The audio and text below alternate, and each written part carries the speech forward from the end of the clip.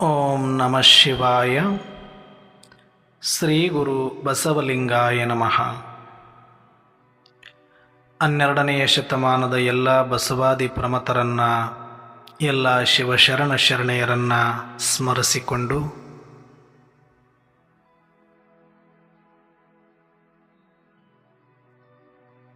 ಸಕಲ ಶರಣರ ಆರಾಧ್ಯ ದೈವ ಸತ್ಯಂ ಶಿವಂ ಸುಂದರಂ ಪರಂಜ್ಯೋತಿ ಪರಮಾತ್ಮನಾದ ಶಿವತಂದೆಯನ್ನು ಸ್ಮರಿಸಿಕೊಂಡು ವಿಶ್ವಗುರು ಜಗಜ್ಯೋತಿ ಸಾಂಸ್ಕೃತಿಕ ನಾಯಕ ಅಣ್ಣ ಬಸವಣ್ಣನವರನ್ನು ಸ್ಮರಿಸುತ್ತಾ ಈ ದಿನದ ವಚನ ಮಂಥನದಲ್ಲಿ ಶೂನ್ಯ ಸಿಂಹಾಸನಾಧೀಶನಾದ ಅಲ್ಲಮ ಪ್ರಭುಗಳ ಒಂದು ವಚನದ ಕುರಿತಾಗಿ ಸಂಕ್ಷಿಪ್ತ ಮಂಥನವನ್ನು ಮಾಡೋಣ. ಈ ದಿನದ ವಚನ ಮಂಥನದ ವಚನವಿದೆ: ಗುರುವಿಡಿದ ಅರಿವು ಅರಿವಲ್ಲ, ಲಿಂಗವಿಡಿದ ಅರಿವು ಅರಿವಲ್ಲ. ಇಲ್ಲದ ಗುರು ಇಲ್ಲದ ಲಿಂಗ ಕಲ್ಪಿತಕ್ಕೆ ಅರಿವಹುದೇ. ತನ್ನ ತಾನರಿವುದೇ ಅರಿವು ಗುಹೇಶ್ವರ. ಅಲ್ಲಮ ಪ್ರಭುದೇವರ ವಚನಗಳೇ ಬಹಳ ಮಾರ್ಮಿಕವಾಗಿ ಮತ್ತು ಮೇಲ್ಸ್ತರದಲ್ಲಿ ಇರುವಂತಹ ಮತ್ತು ಆಳವಾಗಿರತಕ್ಕಂತಹ ವಚನಗಳಾಗಿರುತ್ತದೆ. ಅಲ್ಲಮ ಪ್ರಭುಗಳ ವಚನಗಳನ್ನು ಕಬ್ಬಿಣದ ಕಡಲೆ ಅಂತ ನಾವು ಕರಿತೇವೆ. ಅಲ್ಲಮ ಪ್ರಭುಗಳ ವಚನವನ್ನು ಅರ್ಥ ಮಾಡ್ಕೊಳ್ಳೋದಕ್ಕೆ ನಾವು ಸ್ವಲ್ಪ ಯೋಗ್ಯರಾದರೆ ಬಹುಶಃ ಸಾಮಾನ್ಯವಾಗಿ ಎಲ್ಲ ವಚನಗಳು ಕೂಡ ನಮಗೆ ಸಹಜ ಅನಿಸೋದು ಸುಲಭ ಆಗತ್ತೆ. ಸರಳರಲ್ಲಿ ಸರಳ ಮತ್ತು ಅತಿ ಕಠಿಣವಾದಂಥ ವಚನವೂ ಕೂಡ ಇದಾಗಿದೆ. ಗುರುವಿಡಿದ ಅರಿವು ಅರಿವಲ್ಲ, ಲಿಂಗವಿಡಿದ ಅರಿವು ಅರಿವಲ್ಲ. ಇಲ್ಲದ ಗುರು ಇಲ್ಲದ ಲಿಂಗ ಕಲ್ಪಿತಕ್ಕೆ ಅರಿವಹುದೇ. ತನ್ನ ತಾನರಿವುದೇ ಅರಿವು ಗುಹೇಶ್ವರ.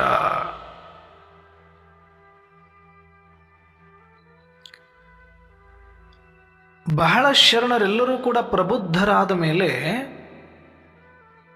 ಪ್ರಬುದ್ಧ ವಚನಗಳನ್ನು ಬರಿತಾ ಬಂದಿದ್ದಾರೆ. ಅದರಲ್ಲೂ ವಿಶೇಷವಾಗಿ ಅಪ್ಪ ಬಸವಣ್ಣ ಆಗಲಿ ಅಥವಾ ಅಲ್ಲಮ ಪ್ರಭುಗಳಾಗಲಿ ಸಾಕಷ್ಟು ಆಳವಾದ ವಿಚಾರಗಳನ್ನೇ ನಮಗೆ ವಚನಗಳಲ್ಲಿ ತಿಳಿಸಿದ್ದಾರೆ.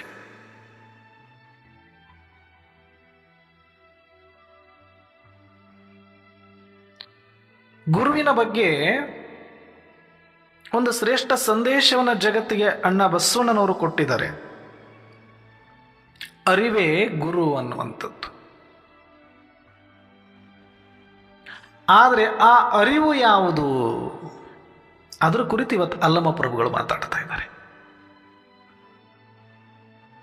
ಗುರುವಿಡಿದ ಅರಿವು ಅರಿವಲ್ಲ, ಲಿಂಗವಿಡಿದ ಅರಿವು ಅರಿವಲ್ಲ.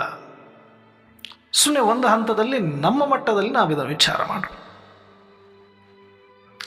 ಗುರುವಿಡಿದ ಅರಿವು ಅರಿವಲ್ಲ ಅಂತಂದರೆ ನಮಗೆ ಏನೋ ಒಂದಷ್ಟು ವಿಚಾರಗಳು ಗೊತ್ತಿರಲಿಲ್ಲ. ನಾನು ಲೌಕಿಕದಲ್ಲಿದ್ದೆ, ನಾನಾಯಿತು, ನನ್ನ ಹೆಂಡತಿ, ನನ್ನ ಮಕ್ಕಳು, ನನ್ನ ಸಂಸಾರ, ನನ್ನ ಜಂಜಾಟ, ಇಷ್ಟೇ ಜೀವನ ಅಂದುಕೊಂಡು ನಾನು ಈ ಮುಖವಾಗಿ ಹೋಗ್ತಾ ಇದ್ದೆ. ಅಂತಹ ಸಮಯದಲ್ಲಿ ನನ್ನನ್ನು ಒಬ್ಬರು ಗುರುತಿಸಿ ಪ್ರೀತಿಯಿಂದ ಕರೆದು ನನಗೆ ದೀಕ್ಷೆಯನ್ನು ಕೊಟ್ಟು ಒಂದಷ್ಟು ತಿಳುವಳಿಕೆಯನ್ನು ಕೊಟ್ಟರು ಅಂತ ಇಟ್ಕೊಂಡು, ಅಥವಾ ತಿಳುವಳಿಕೆ ಕೊಟ್ಟ ಮೇಲೇ ದೀಕ್ಷೆ ಕೊಟ್ಟರು ಅಂತಲೂ ಇಟ್ಕೊಳ್ಳೋಣ.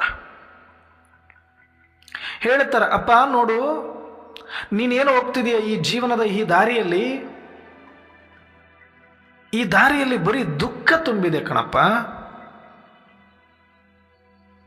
ನಿನ್ನಂತೆ ನಿಮ್ಮ ಅಪ್ಪ, ನಿಮ್ಮ ತಾತ, ನಿಮ್ಮ ಮುತ್ತಾತ ಅಷ್ಟೇ ಅಲ್ಲ, ಇಡೀ ಜಗತ್ತಿನ ಪೂರ್ವಜರೆಲ್ಲರೂ ಕೂಡ ಇದೇ ಹಾದಿಯಲ್ಲಿ ಹೋಗಿ ಹೋಗಿ ಹೋಗಿ ಹೋಗಿ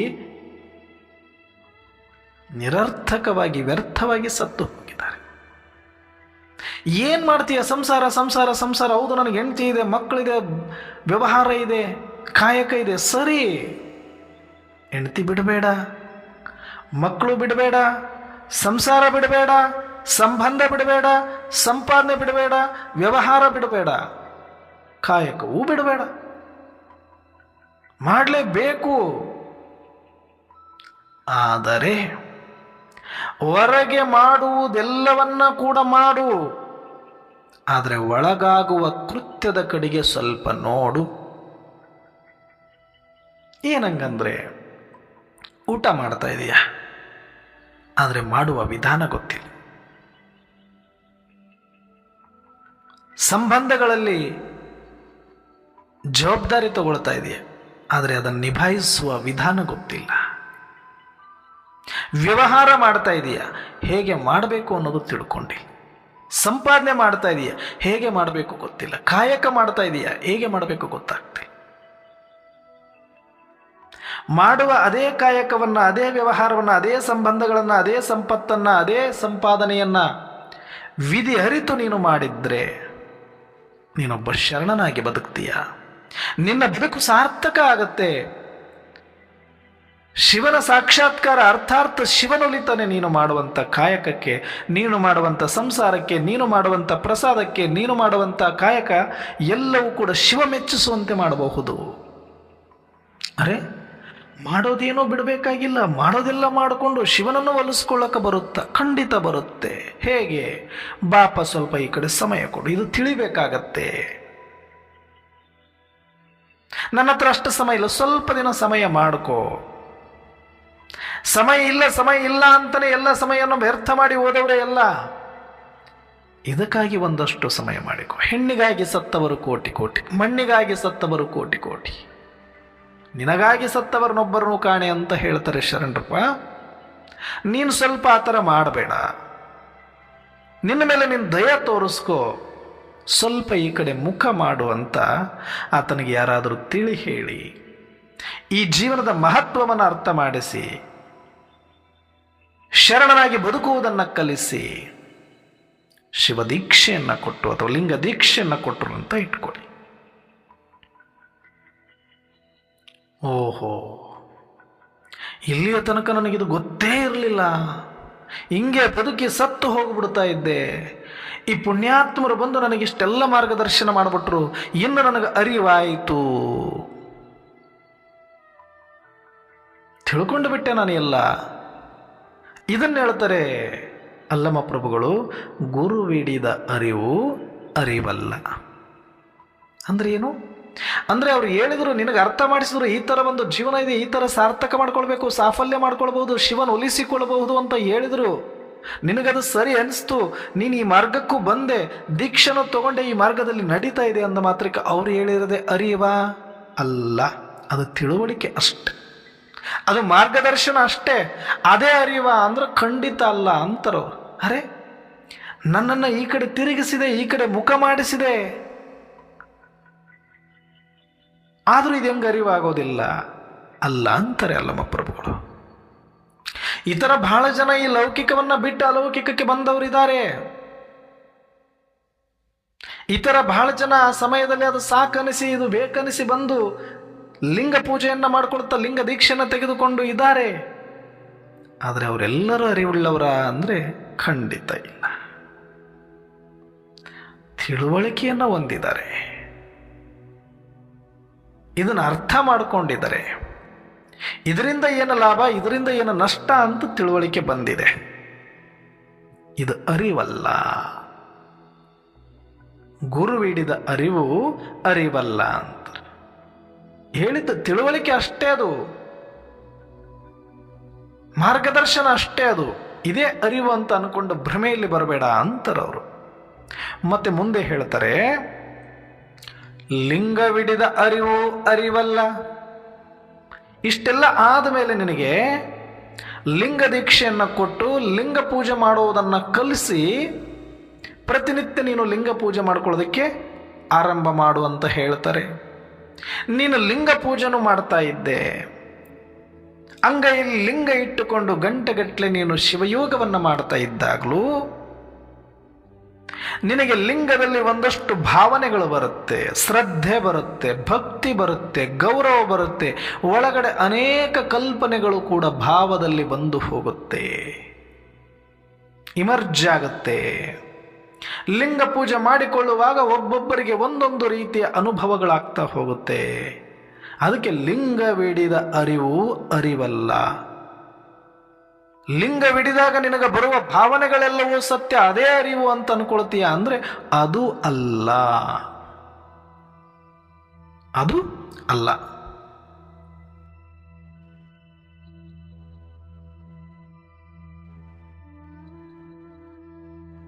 ಅದು ಒಬ್ಬೊಬ್ಬರಿಗೆ ಒಂದೊಂದು ರೀತಿ ಬರುತ್ತೆ, ಭಾವನೆಗಳು ಬರುತ್ತೆ.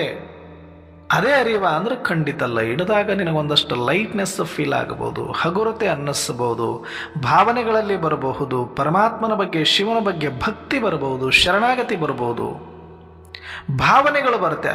ಲಿಂಗವಿಡಿದ ಅರಿವು ಅರಿವಲ್ಲ. ಆ ಸಮಯದಲ್ಲಿ ಬರುತ್ತೆ.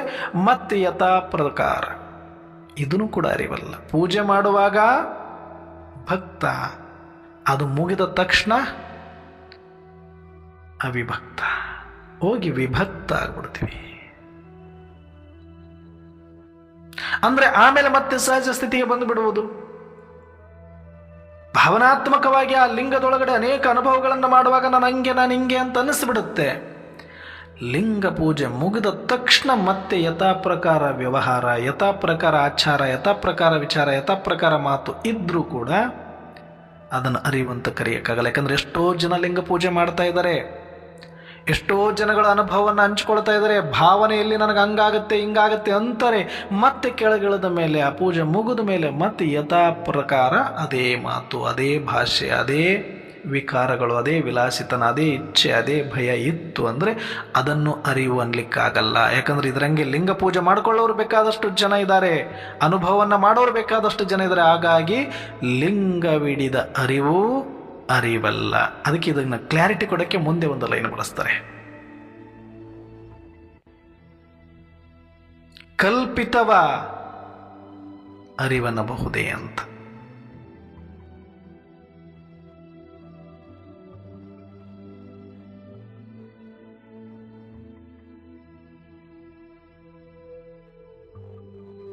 ಕಲ್ಪಿತಕ್ಕೆ ಅರಿಬಹುದೇ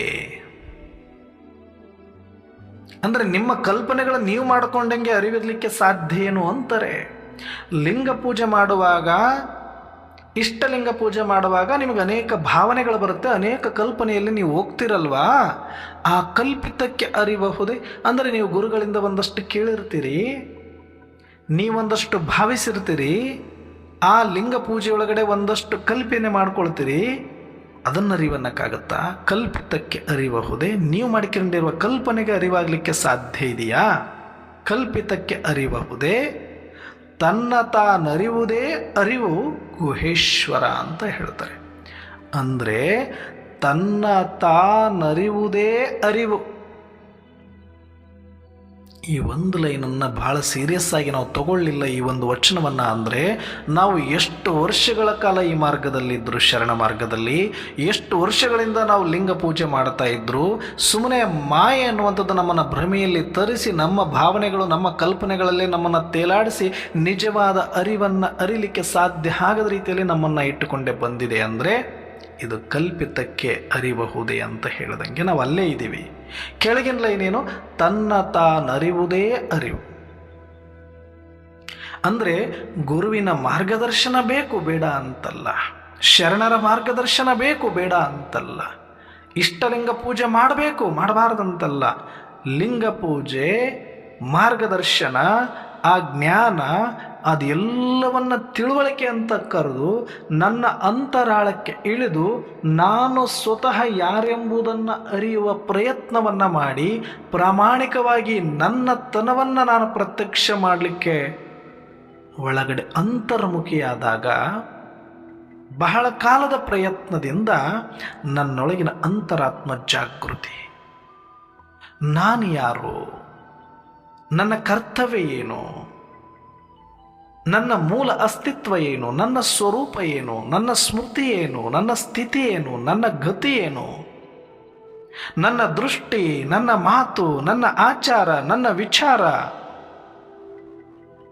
ಹೇಗಿರಬೇಕು ಅನ್ನೋದು ನನಗೆ ನಾನೇ ತಿಳುವಳಿಕೆ ಮಾಡಿಕೊಂಡು ನನಗೇ ಸ್ವಾನುಭಾವವಾಗಿ ನನ್ನ ಮಾತಿನಲ್ಲಿ, ನನ್ನ ದೃಷ್ಟಿಯಲ್ಲಿ, ನನ್ನ ಶ್ರವಣದಲ್ಲಿ, ನನ್ನ ಕೃತಿಯಲ್ಲಿ ಪರಿವರ್ತನೆ ತಂದುಕೊಂಡಿದ್ದೀನಿ. ನನ್ನ ಒಳಗಿನ ಅರಿವು ನನಗಾಗಿತ್ತು ಅಂದರೆ, ನಾನು ಅರಿತುಕೊಂಡಿದ್ದೆ ಅಂತಂದರೆ ನನ್ನನ್ನು ಯಾರೂ ಪರಿವರ್ತನೆ ಮಾಡುವ ಅವಶ್ಯಕತೆ ಬೀಳೋದಿಲ್ಲ. ಇದಕ್ಕೆ ಮುಂಚೆ ಮಾರ್ಗದರ್ಶನ ಬೇಕಿಲ್ವಾ? ಖಂಡಿತ ಬೇಕು. ಸಂಘ ಬೇಕಿಲ್ವಾ? ಬೇಕು. ಸತ್ಸಂಗ ಬೇಕಿಲ್ವಾ? ಬೇಕು. ಲಿಂಗ ಪೂಜೆ ಬೇಕಿಲ್ವಾ? ಬೇಕು. ಆದರೆ ಯಾವಾಗ ಇವೆಲ್ಲವೂ ಕೂಡ ಸಾಧನಗಳು ಯಾವುದಕ್ಕೆ ಅಂದರೆ ನನ್ನನ್ನು ನಾನು ಅರಿಯಲಿಕ್ಕೆ, ನಾನ್ಯಾರು ಎಂದು ತಿಳಿಲಿಕ್ಕೆ, ನನ್ನ ಸ್ವಾನುಭಾವವನ್ನು ಮಾಡಲಿಕ್ಕೆ ಇದು ಒಂದು ಪೀಠಿಕೆ, ಒಂದು ಸ್ಟೆಪ್ಸ್. ಆದರೆ ನನ್ನನ್ನು ಅರಿವು ಮಾಡಿಸ್ಲಿಕ್ಕೆ ಪರಮಾತ್ಮನಿಗೂ ಸಾಧ್ಯ ಇಲ್ಲ. ಅದು ಗುರುಗಳಿಗಷ್ಟೇ ಅಲ್ಲ, ಬೇರೆಯವರಿಗಷ್ಟೇ ಅಲ್ಲ, ಪರಮಾತ್ಮನಿಗೂ ಸಾಧ್ಯವಿಲ್ಲ. ಅವರೆಲ್ಲರೂ ಕೂಡ ನಮಗೆ ವಿಧಿಯನ್ನು ತೋರಿಸಬಹುದು ನನ್ನನ್ನು ಅರ್ಥ ಮಾಡಿಕೊಳ್ಳುವಂತಹ. ಆದರೆ ನನ್ನನ್ನು ಅರಿಬೇಕಾಗಿರೋದು ನಾನೇ ಆಗಿರೋದ್ರಿಂದ ಈ ಎಲ್ಲ ಅವರ ಸಹಯೋಗದಲ್ಲಿ, ಅವರ ಸಂಘದಲ್ಲಿ, ಅವರ ಮಾರ್ಗದರ್ಶನದಲ್ಲಿ ನಾನೇ ಅಂತರ್ಮುಖವಾಗಿ ಆಳಕ್ಕಿಳಿದು ನನ್ನ ಅಂತರಾತ್ಮದ ಜಾಗೃತಿಯನ್ನು ನಾನು ಮಾಡಿಕೊಳ್ಳಬೇಕಲ್ಲದೆ ನನಗಲ್ಲಿ ತಿಳುವಳಿಕೆಯಾಗುವ ಅರಿವಲ್ಲದೆ ಬೇರೆ ಯಾವುದೂ ಅರಿವಲ್ಲ.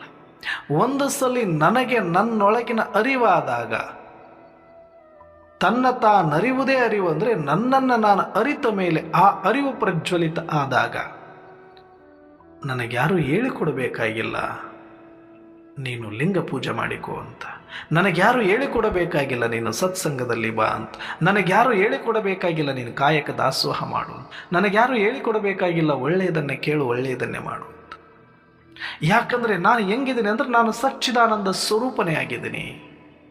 ನಾನು ಸಂತೃಪ್ತನಾಗಿದ್ದೀನಿ, ನಾನು ಸಂತುಷ್ಟನಾಗಿದ್ದೀನಿ, ನಾನು ನಿರಾಕಾರನಾಗಿದ್ದೀನಿ, ನಾನು ನಿರಾವಲಂಬನಾಗಿದ್ದೀನಿ, ನಾನು ನಿರಾಧಾರನಾಗಿದ್ದೇನೆ ಅಂತ ಯಾವಾಗ ನನಗೆ ನನ್ನೊಳಗಿನ ನನ್ನ ಸತ್ಯದ ಅರಿವಾಗುತ್ತೋ ಆಗ ನನ್ನ ಮಾತು, ನನ್ನ ನೀತಿ ತನ್ನಿಂದ ತಾನೇ ಬದಲಾಗುತ್ತೆ. ಇವರಿಂದ ಬದಲಾದೆ ಅಂತ ಯಾರು ಹೇಳ್ತಾರೋ ಅವ್ರಿಗೆ ಯಾರಿಗೂ ಕೂಡ ಇನ್ನೂ ತನ್ನೊಳಗಿನ ತನ್ನ ಅರಿವು ಜಾಗೃತಿ ಆಗಿಲ್ಲ. ನನ್ನ ಅರಿವು ಜಾಗೃತ ಆಗಲಿಕ್ಕೆ ಕಾರಣ ಇದೆಲ್ಲ ವಾತಾವರಣ ಸೃಷ್ಟಿ ಮಾಡಿಸಿದರೆ ಅವರಿಗೆಲ್ಲರಿಗೂ ನಾವು ಧನ್ಯವಾದವನ್ನು ತಿಳಿಸೋಣ, ಕೃತಜ್ಞರಾಗಿರೋಣ. ಆದರೆ ಅವರೇ ಅರಿವು ಮಾಡಿಸಿದಾರ ಅಂದರೆ ಖಂಡಿತ ಅಲ್ಲ. ನಿನ್ನ ಅರಿವು ನೀನು ಮಾಡಿಕೊಳ್ಳೋದಕ್ಕೆ ಒಂದಷ್ಟು ಸಹಯೋಗ ಕೊಟ್ಟಿದ್ದಾರೆ. ಅದಕ್ಕೆ ಬಸವಣ್ಣನವರು ಯಾರು ಗುರು ಆಗಲಿಕ್ಕೆ ಸಾಧ್ಯ ಇಲ್ಲಪ್ಪ, ನಿನ್ನೊಳಗಿನ ಅರಿವೇ ನಿನಗೆ ಗುರು ಅಂತ ಅಣ್ಣ ಬಸವಣ್ಣ ಹೇಳಿದ್ರು. ಆ ಅರಿವು ಏನು ಅಂತ ಇವತ್ತಿನ ಈ ವಚನದಲ್ಲಿ ಅಲ್ಲಮ ಪ್ರಭುಗಳು ತಿಳಿಸಿದ್ದಾರೆ. ಹಾಗಾಗಿ ನಾವು ಕೂಡ ನಾನ್ಯಾರು ಎನ್ನುವ ಅರಿಯುವ ಪ್ರಯತ್ನವನ್ನು ಬರೀ ಮಾತಿನಿಂದ, ಗದ್ದಲದಿಂದ, ಸಂಘಟನೆಯಿಂದ, ಬಹಿರಂಗದಿಂದ ಮಾಡಲಿಕ್ಕೆ ಸಾಧ್ಯ ಆಗೋದಿಲ್ಲ. ಇದು ಒಂದಷ್ಟು ಅಂತರ್ಮುಖಿ ಆಗಬೇಕಾಗ್ತದೆ, ಅಂತರಾಳಕ್ಕೆ ಇಳಿಬೇಕಾಗ್ತದೆ, ಏಕಾಂತದೊಳಗಡೆ ಹೋಗಬೇಕಾಗ್ತದೆ. ಒಂದು ಸಲ ಅರಿವಾದ ಮೇಲೆ ನೀನು ಎಲ್ಲಿ ಬೇಕಾದರೂ ಇರು, ಏನು ಬೇಕಾದರೂ ಮಾಡು. ಕಾಯಕದಲ್ಲಿದ್ದಾದರೂ ಮಾಡ್ಬೋದು, ವ್ಯವಹಾರದಲ್ಲಿದ್ದಾದರೂ ಮಾಡ್ಬೋದು, ಸಂಘಟನೆಯಲ್ಲಿ ಇದ್ದಾದರೂ ಮಾಡ್ಬೋದು. ಒಂದು ಸಲ ಅರಿವಾಗುವವರೆಗೆ ಒಂದಷ್ಟು ಸಮಯವನ್ನು ಕೊಟ್ಟು ಅದಕ್ಕಾಗಿ ಮೀಸಲಿಟ್ಟು ಶರಣರ ಮಾರ್ಗದರ್ಶನದಂತೆ ನಮ್ಮ ಜೀವನವನ್ನು ನಿಯಮಿತವಾಗಿ ನಡೆಸಿಕೊಂಡು ಪ್ರಾಮಾಣಿಕ ಪ್ರಯತ್ನ ಪಟ್ಟಾಗ ಅಂತರಾತ್ಮದ ಜಾಗೃತಿ, ಅಂತರರಿವು ಆಗತ್ತೆ. ಆ ಒಂದು ಸಲ ಅರಿವಾದಾತನನ್ನೇ ಶರಣ ಅಂತ ಕರೀತಾರೆ. ಅದಕ್ಕೆ ಅರಿತರೆ ಶರಣ, ಮರೆತರೆ ಮಾನವ ಅಂತ ಹೇಳಿದ್ದಾರೆ. ಹಾಗಾಗಿ ನಾವು ಕೂಡ ಈ ಮಾರ್ಗದಲ್ಲಿ ಬಂದ ಮೇಲೆ, ಇಂಥ ನಾಡಿನಲ್ಲಿ ಹುಟ್ಟಿದ ಮೇಲೆ, ಶರಣರ ಜೀವನ ಚರಿತ್ರೆ ಗೊತ್ತಿದ್ದ ಮೇಲೆ ನನ್ನ ಅರಿವನ್ನು ಮಾಡಿಕೊಳ್ಳದೆ ಹೋದರೆ ಖಂಡಿತವಾಗಿ ನಮ್ಮಂಥ ನತದೃಷ್ಟರು, ದೌರ್ಭಾಗ್ಯಶಾಲಿಗಳು ಮತ್ಯಾರೂ ಇರಲಿಕ್ಕೆ ಸಾಧ್ಯ ಇಲ್ಲ. ಹಾಗಾಗಿ ನಾವೆಲ್ಲರೂ ಕೂಡ ಪ್ರಾಮಾಣಿಕವಾಗಿ ನಾನ್ಯಾರು ಅನ್ನುವ ಅರಿವ ಪ್ರಯತ್ನವನ್ನು ಮಾಡಿ ನನ್ನ ಅರಿವನ್ನೇ ಗುರುವನ್ನಾಗಿಸಿಕೊಂಡು ಆ ಪರಮಾತ್ಮ ಶಿವತಂದೆಗೆ ಸದಾಕಾಲ ಧನ್ಯವಾದಗಳನ್ನು ಅರ್ಪಿಸಿ ನನ್ನ ಜೀವನವನ್ನು ಸಾರ್ಥಕ ಮಾಡಿಕೊಂಡಾಗ ಮಾತ್ರ ನಾನೊಬ್ಬ ಶರಣನಾಗಿದ್ದಕ್ಕೂ ಸಾರ್ಥಕ ಆಗುತ್ತೆ. ಆ ರೀತಿಯಾಗಿ ನಾವೆಲ್ಲರೂ ಕೂಡ ಸಾರ್ಥಕ ಬದುಕನ್ನು ಬದುಕೋಣ ಅಂತ ಹೇಳ್ತಾ ಇವತ್ತಿನ ವಚನ ಮಂಥನವನ್ನು ಮುಕ್ತಾಯ ಮಾಡೋಣ. ಎಲ್ಲರಿಗೂ ಶರಣು ಶರಣಾರ್ಥಿಗಳು.